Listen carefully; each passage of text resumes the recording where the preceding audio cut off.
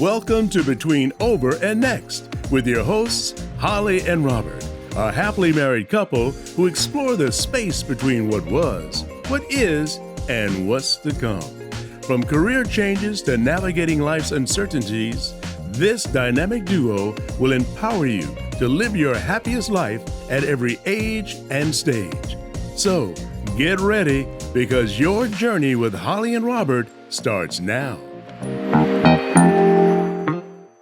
Hi, everyone. Welcome to Between Over and Next. Hi, Holli. Hi, Robert. Radio, television, commercial advertising, film. Who do you think of? G. Keith Alexander. That's right. He is a New York City icon. He is indeed. And I'm happy and thrilled that I got to meet him and have now become colleagues and friends. Where was the first place you ever met him? Do you remember? Yeah, I think it was actually during Harlem Week. Thank you, Harlem.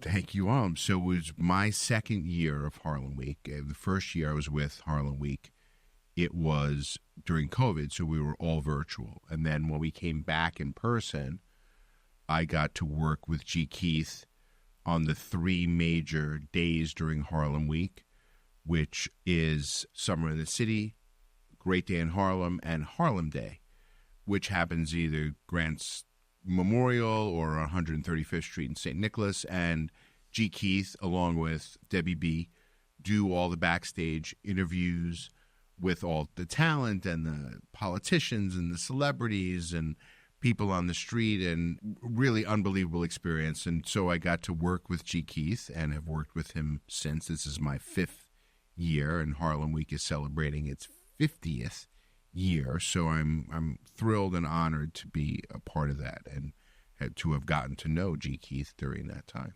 And I'm glad I got to meet him and get to know him, too, from those events that I've attended that he's emceed. He's a cool guy. He's a happy guy. He's a fun guy. And he loves being in the world of music and entertainment. Yes, and the consummate professional. And not only do I get to work with him during Harlem Week, but the Greater Harlem Chamber of Commerce relies on him throughout the year to MC a number of events. And no matter how much prep time he has, and a lot of times it's not a lot of prep time, and there have been times where he's walked onto stage with a script just being placed into his hands, and you would never in a million years know that. You would think he's had that script for months, and he's worked on it. He's just a true professional. And as you'll come to see as we talk with G. Keith, he's a natural. This is so in his element with a microphone in front of him. It's just really amazing. So, meet G. Keith Alexander. Hi, G. Keith. We are so thrilled to have you with us today. Well, thank you, Holli and Robert. I'm so happy to be here. Well, we'd be remiss if we didn't start by saying that you're going to recognize this amazing voice as we go on, as the person who actually introduces us each and every week when we start our podcast. You're an amazing addition to our show to have you do our open and our close. So thank you at the top for that. You're quite welcome. I'm very, very much honored to be here, and I'm very much impressed with what you and Holli have created, and I'm just thankful that you guys thought of me. Well, thank you. I do really believe, and I say this to Holli all the time, that I really believe that there are no coincidences in life, and that the people who we come to know and get to work with and get to become friends with, I think we're kind of destined to meet those people, and you're certainly one of those people. And to be able to get to work with you during Harlem Week and other assorted things throughout the year now has really been a highlight for me in the whole bigger picture of working together on Harlem Week. And I'm really honored, and all of you will come to see why I feel the way I do as we learn more about you. But it's really these last 4.5, 5 years have really been terrific in getting to know you and getting to work with you. So thank you for letting me into your world professionally and personally. Wow, it's very nice of you, Robert. Thank you. I really feel as though, having worked with you, I've learned a lot, and you're quite knowledgeable about this media and production business. So thank you. And this is why you actually asked G. Keith to be our voiceover. Well, exactly. I have to tell you, being born in Brooklyn and growing up in Staten Island, and I think about music and how I got to be such a fan of music, and I owe it all to radio. We all went out and bought music as kids growing up, but it came down to hearing songs and music on the radio. And to have you as our guest in talking about your career and the pivots that you've made all along the way just fits so well to have you as the guest on Between Over and Next. So let's go back to the beginning, to the 70s. Okay. All right. In New York 70s, radio. wow. A lot of our listeners may have no clue as to what that time was like. So take us back to that time when you started in what we know now as terrestrial radio. I was conceived in New Orleans, and I was born in Chicago. And having been born in Chicago, there was quite a bit of radio that I used to listen to in the evening. And I always thought that the DJ that I was listening to, his name was Herb Kent, the Cool Kent, that he was just talking to me. I didn't know anything about anybody else listening to radio. I just thought this guy was sitting on a stool with a spotlight over his head, and he was talking to me. I somehow decided that one day I wanted to be a DJ. My mother used to buy World Book encyclopedias every other year. So I would sit on the floor and I'd thumb through all the volumes of World Book encyclopedias while listening to the guy on television, WLS Chicago television, say, WLS Chicago. And I didn't know that was a job, but I used to like what he was doing, and I used to try to emulate him. So when I got into fifth grade, sons put everyone up against the wall and asked them, what do we want to be when we grew up? And I said I wanted to be a radio announcer, radio DJ. It just so happened that when I got out of the Marine Corps and got a scholarship to Fordham University here in New York at Lincoln Center, while in Fordham, I got introduced to radio. And I got introduced by way of, I had a little $20 that I would go down every Tuesday and pay this guy. So I would be on the radio at 5:15 a.m. every Tuesday for 15 minutes, long enough to say hello, play 3 records, and say goodbye. And I would record this on a cassette recorder and bring it to class. And my fellow students would laugh at me and say, oh, G. Keith, you'll never be a DJ. You'll never be a DJ. And so one day, I'm on my way to the bank, and this was during a time when if you didn't get to the bank by 3 o'clock, the doors were closed and you had no money. So I'm at Fordham, and I'm trying to get down the escalator, and these 3 female classmates tried to stop me. But I broke away, got outside the door, and as I'm heading to the bank, this part-time DJ I had met a couple of weeks before, he said, where are you going? I said, well, I'm going to the bank. He said, come go with me. I'm going to get some records from this record company. And at that time, that's when they used to give away free records, free albums to all the DJs because they want you to be familiar with the music. So I go with him, and I meet a guy named Rocky G. Now, Rocky G used to be on WWRL as a program director and as a talent. And I met him, and I was in another room making a phone call, and I heard him tell the DJ, you know, my friend Frankie Crocker just started a new radio station up in Harlem, and he's looking for DJs. So I come running out the room, and I said, hey, I'd like to be a professional DJ, because he had listened to my little cassette recorder, and I had asked him if he wanted to buy advertising, And he said, "Oh, let me think about it, kid. I did not know that my little 15-minute radio show didn't mean anything to anybody. It probably had no listeners. So he wasn't going to buy advertising.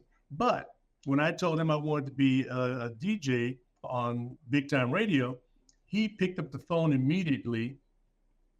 It was a dial phone at that time, where it was a little big black dial phone. He picked up the phone and he called Frankie Crocker. And I heard him say, "Hey, Frank, I used to do radio station up in Harlem. Hey, and you're looking for DJs. Hey, I got this good-looking kid here. Maybe you ought to give him a shot."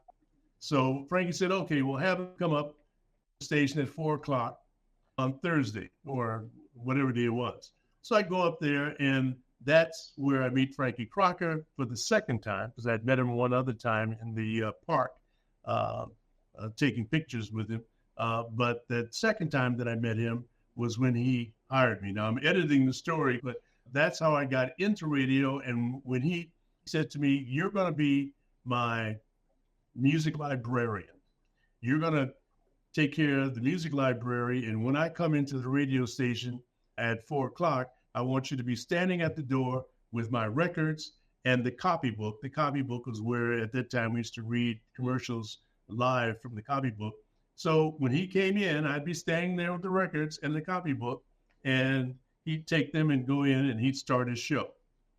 And that's how my radio career started. It's interesting as I'm listening to you talk about how it being so early in the curve of radio, it lasted a long time like that. Radio, to me, kind of had a certain format and a certain way you did things and a certain way you got heard. And it's kind of very unique in a sense. Was it that producers wanted to control the industry, or it seems like it was almost as something that prevented artists from excelling and it being chosen by the industry? Was that true? Is that just a perception that I have? If you were a person who wanted to create music and be a musician or recording artist, singer, or anything like that, you were at the mercy of the record companies. But then the record companies was at the mercy of the radio station, and the radio station was at the mercy of the program director. So there was a system by which you had to go through. You just couldn't one day say, "I'm going to be on the radio." You had to go through the system. And back in those days, sometimes you had to pay your way through the system in some form or fashion. Nowadays, things are a little different. Things have changed. Radio is not the radio we once knew, and it's not necessarily important for you to get your music on radio because there are all these streaming platforms that you can get your music on. So radio has changed, and that feeling that you had about your perception of radio is accurate, but it's different. In the early days of radio, when you started having access to the artists themselves, I would think that they would want to get that extra airplay of being able to have an interview done. Was access to celebrities easier then, you think, than it is now? Well, I got to tell you, because we were WBLS and we were the radio station that broke artists in the New York radio area. When it came to R&B music and soul music, we were the station. So artists would come to town and they would want Frankie to interview them. And in doing so, they would allow us to utilize their talents by our having concerts, or if we gave a dance or a discotheque, they would come by and they wouldn't charge us. And if we were going to have a concert with them, we wouldn't have to pay as much money to book them. So yes, artists were throwing themselves at radio back then because it was just the radio and their records. There were no other outlets. American Bandstand was another outlet that artists were able to go to, but radio was where they really, really wanted to be. So radio was very important. What was your first on-air job? I was the music librarian, and Frankie told me when he hired me, he says, you're going to be the librarian, but when I take off on the weekend, you can sit in for me. And so I knew nothing about professional radio. The little 15-minute show that I did, I kind of made it up as I went along. But when I got to WLIB FM, which became WBLS, I was like the part-time guy, on-air guy that sat in for Frankie Crocker whenever he took off. In the beginning, he just took off on Saturdays and Sundays. He didn't want to work, so I sat in for him. But then later on, as I got better, he would take off maybe a day during the week. So I would sit in and be on his air shift, which was from 4 to 8. But what used to irk me was that he had a drop that they would put on that said, when Frankie Crocker isn't on your radio isn't really on. Now I'm sitting there, I'm sitting there for Frankie, but this thing is saying, when Frankie Crocker isn't on your radio isn't really on. I felt like, well, what am I doing here? That sort of thing. But there had to be a moment when you became your own personality on radio, right? Yes. When was that moment? I started getting fans who were listening to me on the radio on the weekends, because, on the weekends, you got people out at the beach and the park and washing their cars and listening to the radio. So I started becoming known to the public. Then I got known as the person that sat in for Frankie Crocker. There's an old adage that I learned a long time ago, East Indian adage, and that is, boy to the king is king of the boys.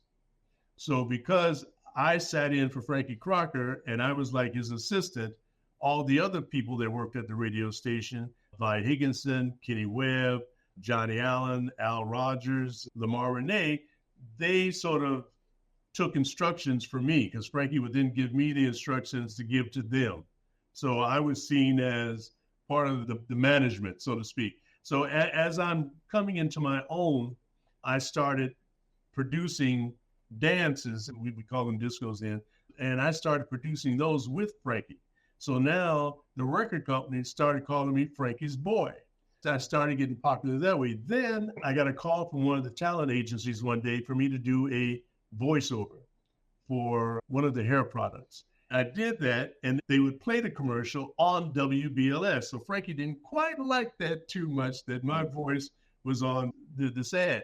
So then I started getting more popular, because people would hear my voice even when I wasn't on the radio. Then Roy Ayers, the great jazz xylophonist, Roy Ayers, we were sitting in a bar one day, and he says, hey, why don't we go in the studio and do something?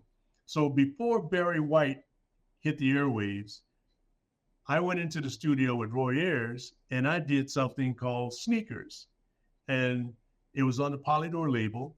And for a long time, a few weeks, Frankie wouldn't play it.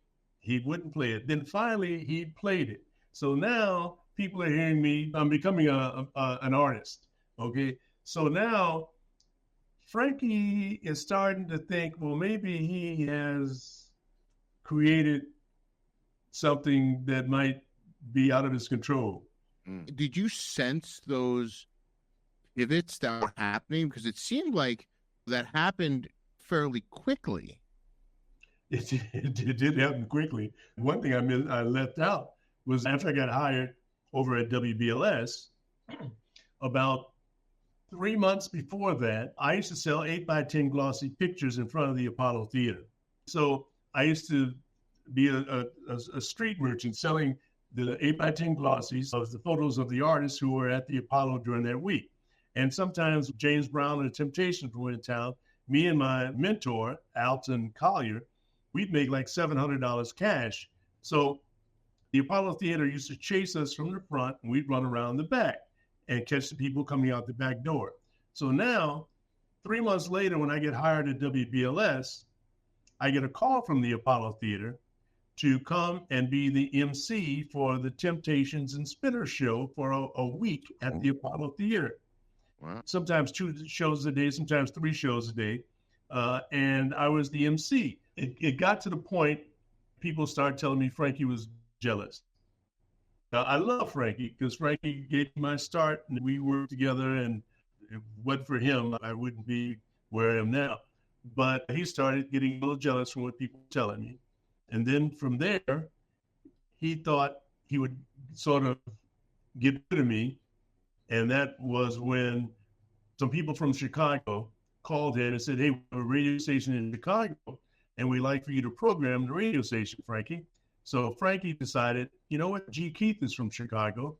Let me send him to Chicago, and he can help me program the radio station, and he'll be out of my hair. So that's what happened. And there's a whole other story of how I got back to New York and worked with Frankie again. And So how much time did you spend in Chicago? From 1975 to 1977, I got fired in Chicago because they wanted to get rid of Frankie as being the off-site program director of the radio station. And since I was the music director and had a shift from 12 to 4, they wanted to have more control of the radio station. So they brought in some guy from Arizona. They fired me and fired Frankie. And so Frankie had always told me, if you get fired there, you can come back and work at WBLS. But when I came back, the management there didn't hire me back. So I went to WRVR, which was a jazz station, worked there until I got fired at the jazz station. That's another story. You know, DJs are always getting fired. Well, I was just going to say that there might be people that are listening to this and saying, gosh, what a horrible industry.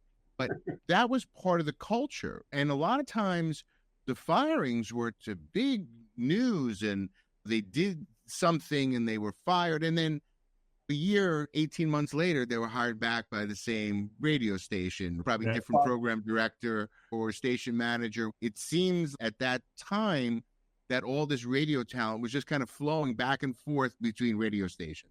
Exactly. In fact, I've worked at WBLS 3 times. And this is the 50th year of WBLS, along with 50th year of Harlem Week. So, yeah, people float back and forth between radio stations here in New York. That happened quite a bit. And So, is that still happening today? Are there still aspiring DJs and voiceovers? yeah, there's still aspiring people who want to be on the radio, and also people want to do voiceovers. Both of those, it has changed to some degree, because now if you want to be on radio, but you can't get on radio for some reason, you just start a podcast. If you want to do voiceovers now you don't necessarily need an agent to do voiceovers. You can go to their 2 websites. One is called voices.com, and the other is called Voice123. You can upload your demo there, and if a producer decides that they like your sound, then they'll send you scripts through the internet.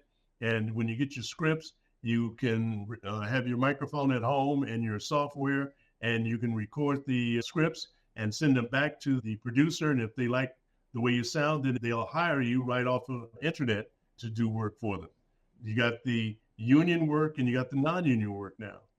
You also have been a coach in the world of voiceover, right? You worked for many years teaching others. Yes, I've done over 1,000 national radio and TV commercials. Back in 2003, I decided that I was going to start Voiceover Academy, where I would coach people. And I did that until 2015 or 2016. Then I decided to put that aside and work on developing Harlem America. My agent over the years have tried to get me to come back into the business to do voiceover, but I refused because I wanted to focus on Harlem America.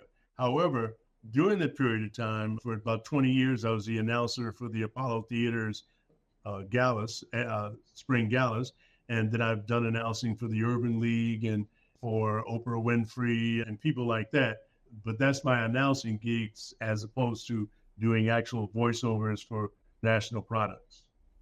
Anytime you help to shape an industry, which you have, you've had such a career that I think you can kind of almost talk about it in decades of time. What was your favorite decade in radio?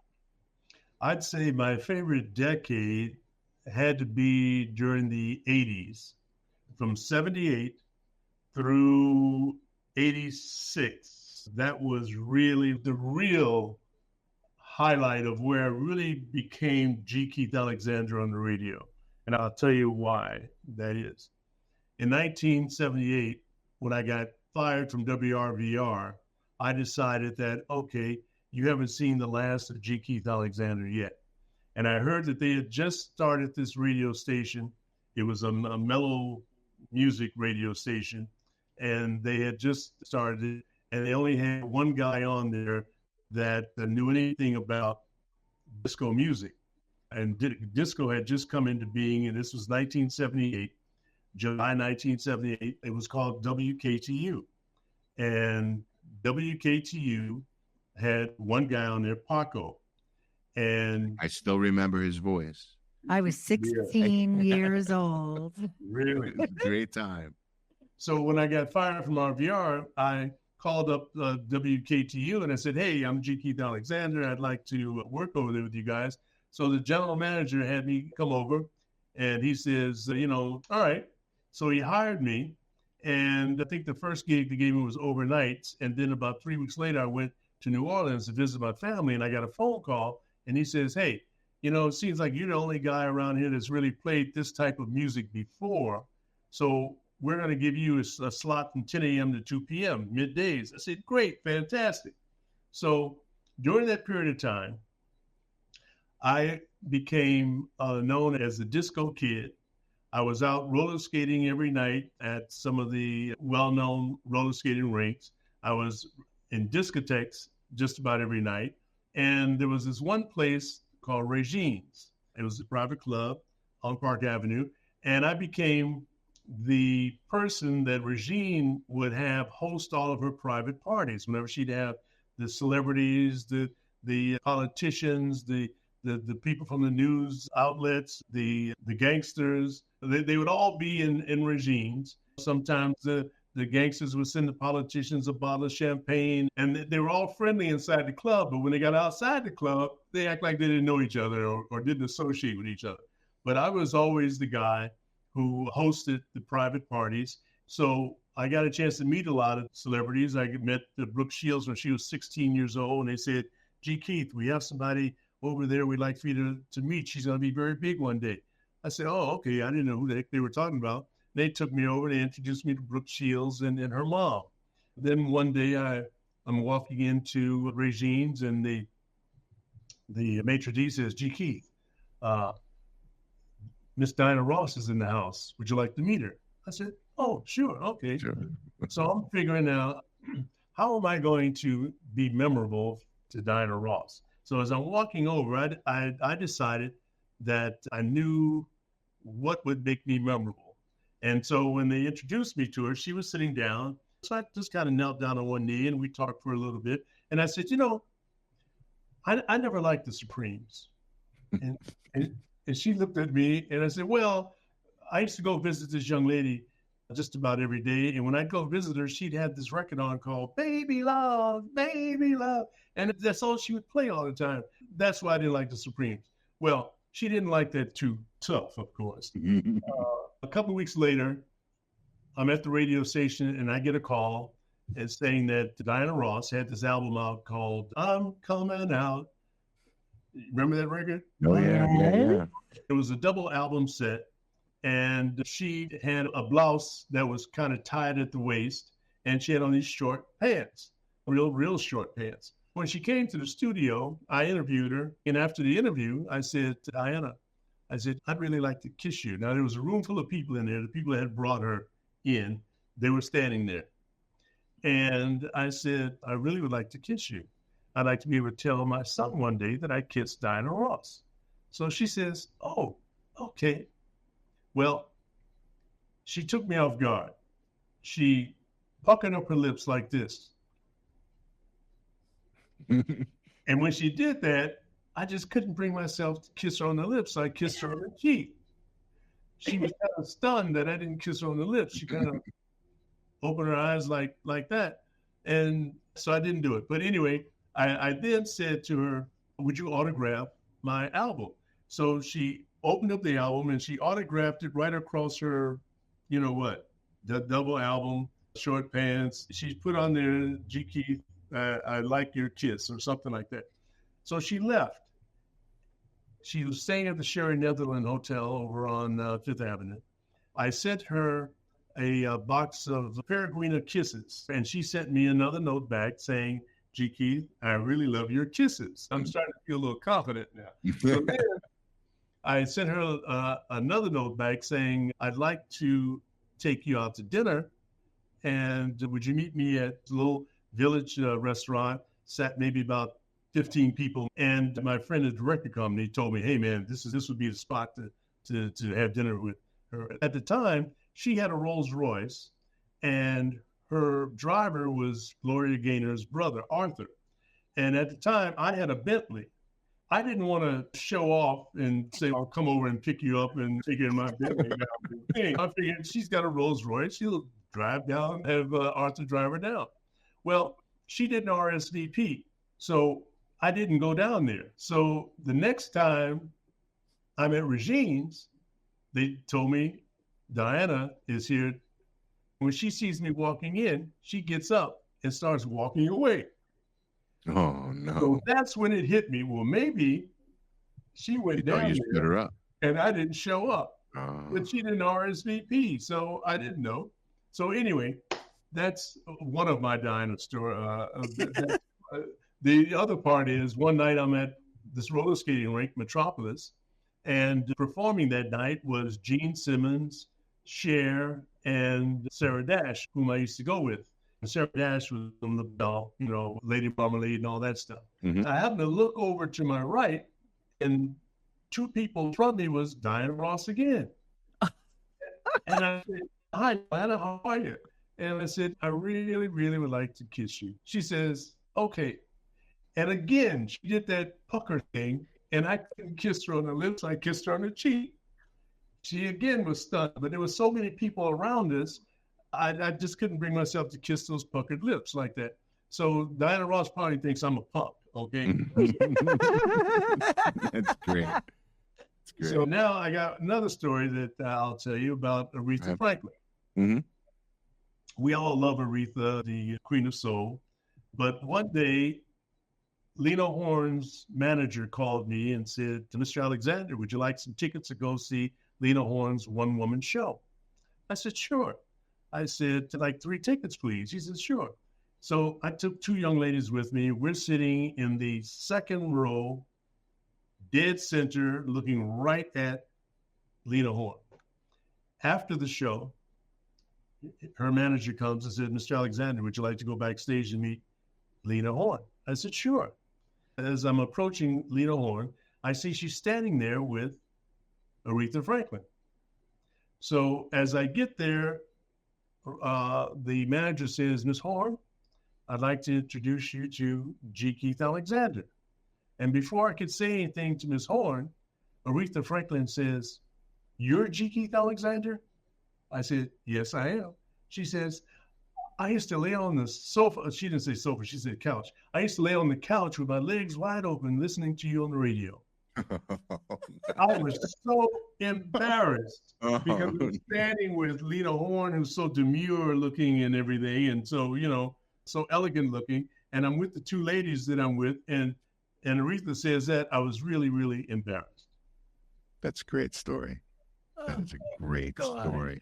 Will there ever be a time like that again with clubs like Regine's and Studio 54? And it was such a time. I mean, the celebrities that would come out, they don't put themselves out there like that anymore. I don't think. I don't think that there's a place in New York now where the groups of celebrities hang out. And certainly we don't have the type of entertainment venues that we once had during that period of time.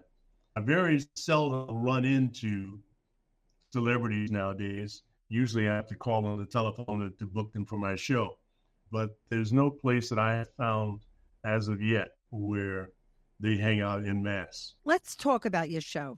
You are the founder of Harlem America Digital Network. What inspired you to create the platform, and what impact do you hope it'll have on the media industry and the community?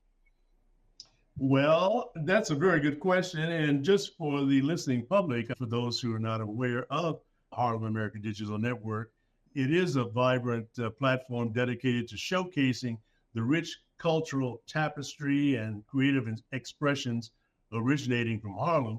And we provide a stage for Harlem's artists and creators and entrepreneurs to share their stories and talents and innovations with the global audience. And our purpose is to bridge local creativity and with international recognition, and to foster a community that values authentic representation and inclusive growth. And that's what Harlem America Digital Network is about. So what got me started on wanting to create something like that was having worked for 5 of the top New York radio stations, having been an entertainment reporter at Fox TV, the local, not the network, having been an entertainment reporter on HBO. When Matt Lauer left HBO Entertainment News Report, they called me in and I did 3 shows to replace him. And having done that, and the Ebony Jet Showcase, which I was a correspondent in 107 TV stations around the country, I decided it was time for me to start my own media network. Back in like 84, 85, Wall Street TV Report, they had a TV journal that came on every week. And they interviewed me, followed me around with video cameras for a weekend. And the interviewer asked me, "Gee, Keith, what do you see for yourself in the future?" And I told him, well, I want to have an office building with my initials on it, like ABC, CBS, FBI, CIA. I want GKA on the building. And then I said, I want to have my own sports team. And then I told him I'd like to have my own media network, my own radio television network. And he said to me, well, gee, Keith, be for real. And I looked at him and I said, that is going to be my reality. This network is something that I've wanted to have ever since the 80s, and the financial barrier was too great then. Now the barrier has come down and it was easier to start. And I said, well, if I don't do it now, when am I going to do it? So it took me a while in the planning, and I was able to partner with Voice America, and Voice America has been doing the audio part of what I do for about 22 years. They have like 200 to 300 hosts at any given time on their network, and they're in 140 different countries. So I partnered with them so that they would take care of my back end, and they would run my audio from my Zoom across their network, and we'd run the audio across Harlem America. And then we would put the video portion on our TV network, Harlem America TV. But I decided that wasn't enough. I wanted to be able to give the Black entrepreneurs and business owners a place where they could build fame, fortune, and followers around their businesses and brands. So that's why we wanted to create the podcast where we would sell to them, and they'd have a 13-week pilot program where we would coach them. We provide the marketing and the intros and outros like I did for you. We'd give them a dedicated engineer who would let them know when it's time to go to commercial breaks. So we provide all of that for our clients. That's the second component. The third component is we wanted to be able to showcase the rich Harlem culture and showcase it so that we can help bring tourists into Harlem so that they can spend some of that money, and the money would circulate in the Harlem community. And we know that 61 million people came to New York from various parts of the world, and we would like to think that a few million of them, by bus, by walking tours, they like to come up to Harlem to see the different soulful cuisines and see the culture and visit the Schaumburg and the Apollo and all that. We haven't gotten to that level yet, but part of our mission is to be able to talk to them as well. And with the various forms of software, which now you can convert into any language, and we can now begin to do that. So that's the reasoning for starting Harlem America. That's fabulous. GKA is your legacy, and this is something that is really serving the community and others through your channels. You have witnessed and reported on countless stories of success and fulfillment. What advice do you have for individuals looking to live their happiest lives at every age and stage? Now, that's a good question. I've given that some thought. First of all, you've got to find something you really, really enjoy doing. Something that you enjoyed so much that it's not really work, that you would do it even if they didn't pay you, although it's nice to get paid. But that's one thing. The other thing is you've got to want to develop your talent.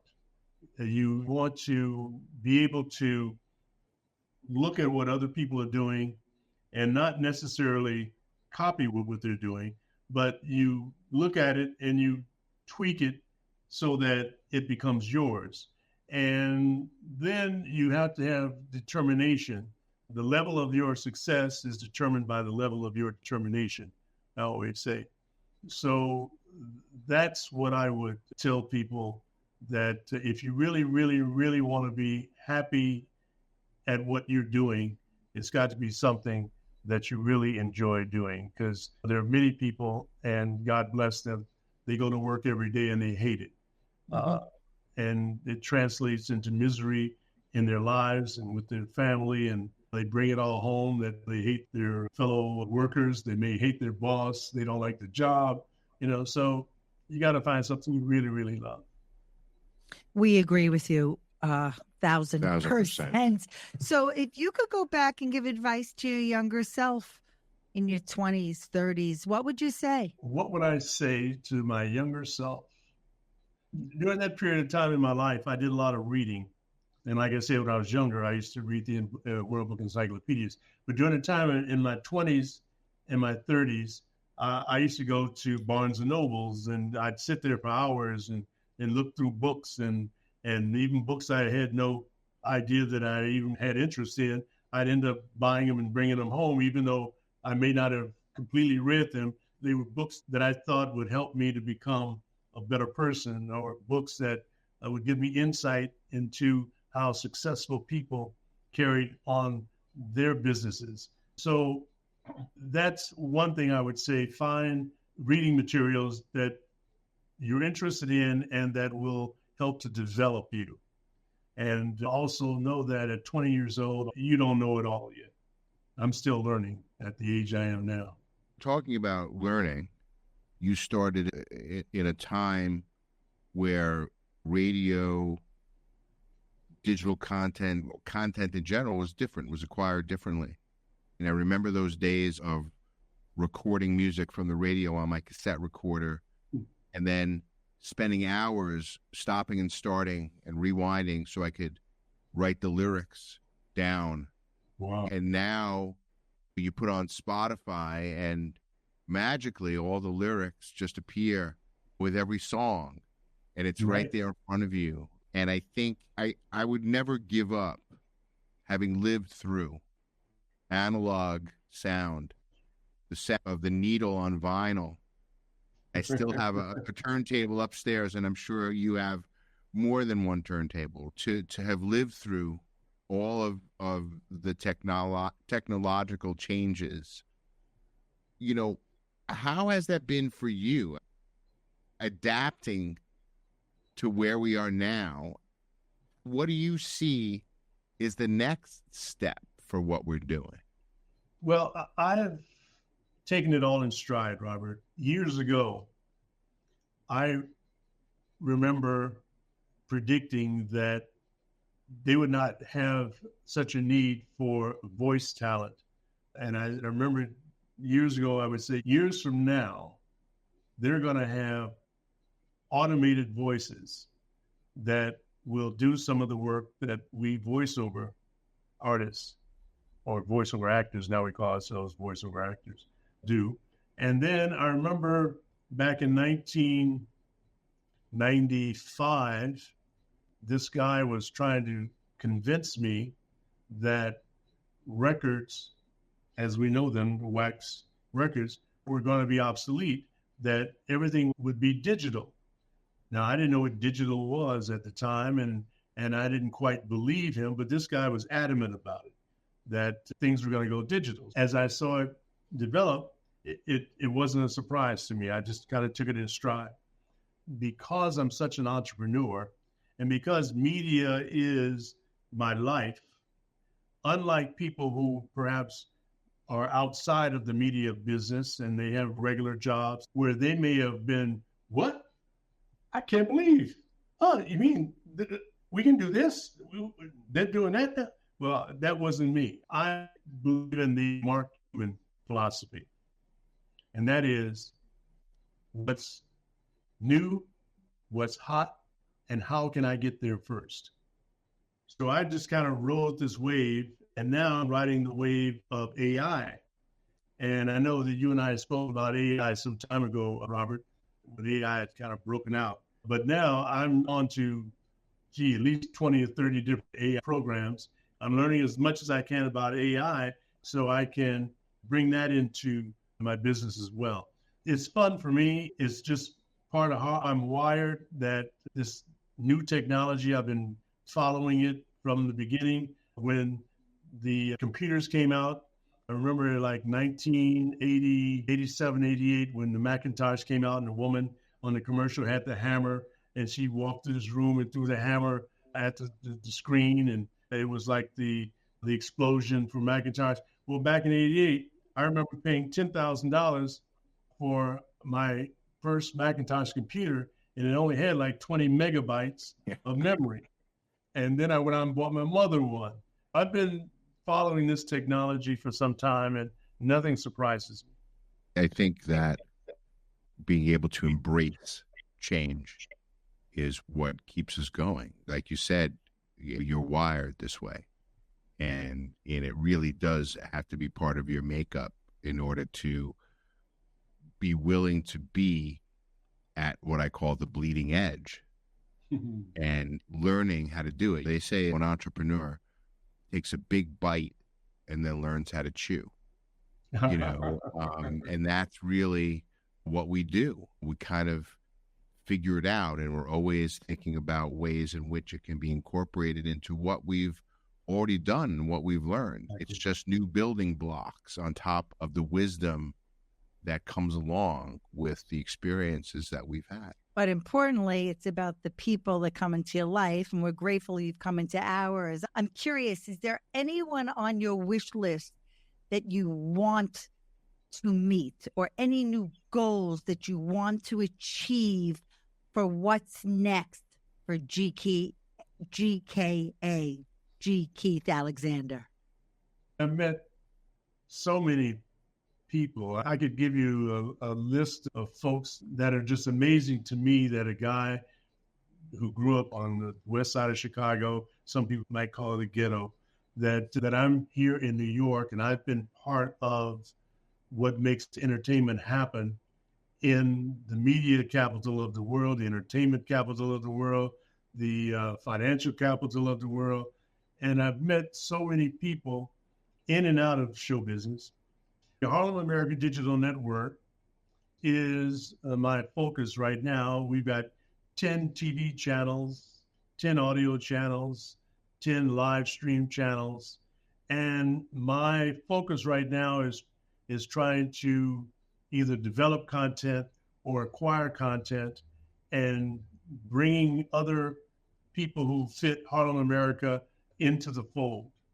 I can't envision right now anything beyond digital platforms. The only other thing would be robots. I mean, actual physical robots, because right now we have AI, and they're going to put AI into the robots.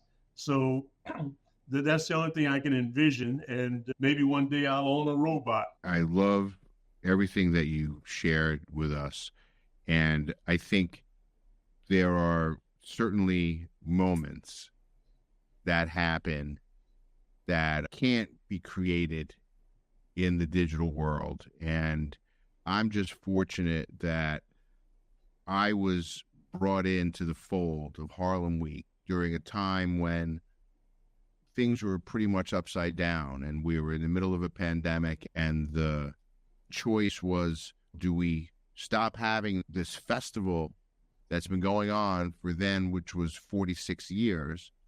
Do we stop having it? And luckily for me, the right introductions were made, and I was able to help keep it going through COVID, and fortunately was kept on to now be able to help, along with you and the rest of the team, bring Harlem Week to the world for what amazes me is as really the first time in close to 50 years that it was broadcast to the world, and due in large part to what you do in the course of what is now 13 or 15 days of programming in such a professional way under less than desirable circumstances, being out in the middle of the street in Harlem with all that's going on.